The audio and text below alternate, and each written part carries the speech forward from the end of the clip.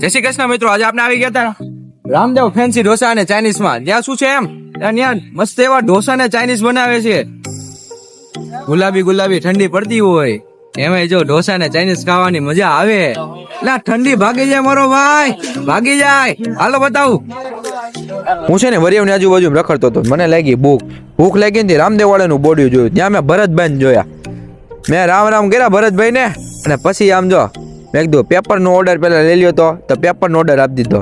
Paper જેવું આવ્યું ને આમ જો તાજે તાજું. તા ભરતભાઈ વાત કરી લીધી. ભરતભાઈ કે અમે અનલિમિટેડ ખવડાવી, કેમાં ખબર હે અમૂલ ચીઝમાં જ, બીજી વાત જ નહીં કે ચીઝ સિવાય. આમ જો એને ટોપી વાળું મને પેપર દીધું અને પછી ખાધું છે એક નંબર પેપર. હો કાંઈ ઘટે જ નહીં, બટર વાળું પેપર, મજા જ આવી જાય એમાં. જો પછી આપની પ્રોસેસ ચાલુ કરી. મેં કીધું હવે છે ને, કીધું હવે જીની રોલ બનાવો.